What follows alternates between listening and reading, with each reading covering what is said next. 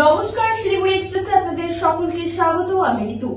শিলিগুড়ির ডাবগ্রাম ফুলবাড়ি বিধানসভা এলাকায় দুষ্কৃতী রাজ, পুষ্পা গ্রুপ ও মুখিয়া গ্রুপের দাপটে অতিষ্ঠ এলাকার মানুষ। অভিযোগে আগ্নেয়াস্ত্র নিয়ে এলাকার ত্রাস সৃষ্টি করছে দুষ্কৃতীরা। গতকাল ডাবগ্রাম ফুলবাড়ির ঠাকুরনগরে মাফিয়াদের হামলায় জখম হন বেশ কয়েকজন। প্রকাশ্যে মারধর করা হয় এলাকাবাসীদের। দাদাগিরি দেখায় জনাদশেক দুষ্কৃতী।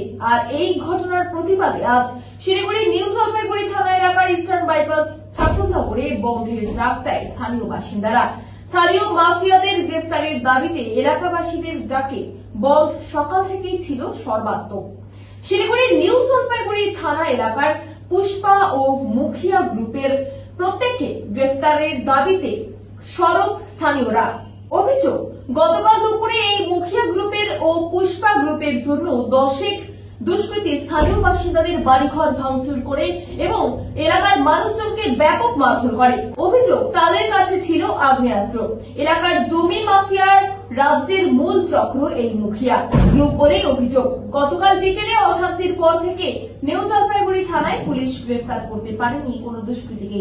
আর এই অভিযোগে আজ সকালে ঠাকুরনগরে ইস্টার্ন বাইপাস অবরোধ করেন স্থানীয় বাসিন্দারা। ভাঙচুর করা হয় অভিযুক্তদের দোকানপাট।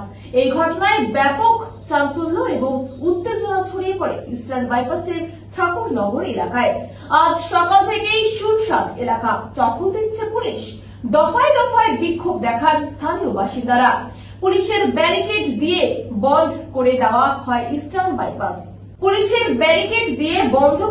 হয় ইস্টার্ন বাইপাস। আজকে দেওয়া হয় সব যানবাহন। ঘটনাস্থলে পুলিশ এলেও নিয়ন্ত্রণে আনতে পারেনি পরিস্থিতি। এরপর ঘটনাস্থলে আসেন নিউ জলপাইগুড়ি থানার আইসি এবং এসিপি। অবস্থার নিয়ন্ত্রণের বাইরে চলে যায়। খবর যায় শিলিগুড়ির মেয়র তথা ডাবগ্রাম ফুলবাড়ির প্রাক্তন বিধায়ক গৌতম দেবের কাছে। ঘটনাস্থলে অসুস্থ অবস্থায় ছুটে আসেন মেয়র গৌতম দেব। কথা বলেন স্থানীয় বাসিন্দাদের সাথে। ডিজির সাথে কথা বলবেন তিনি বলে জানান।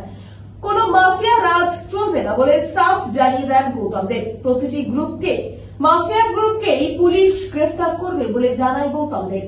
এরপর পরিস্থিতি নিয়ন্ত্রণে আসে, তবে এখনো চলছে বন্ধ। রয়েছে পুলিশ পিকেট।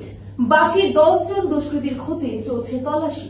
নিউ জলপাইগুড়ি থানার পুলিশ 6 জন দুষ্কৃতীকে গ্রেফতার করে আজ জলপাইগুড়ি আদালতে পাঠাচ্ছে। নমস্কার, শিলিগুড়ি এক্সপ্রেসে আপনাদের সকলকে স্বাগত। আমি ঋতু। শিলিগুড়ির ডাবগ্রাম ফুলবাড়ি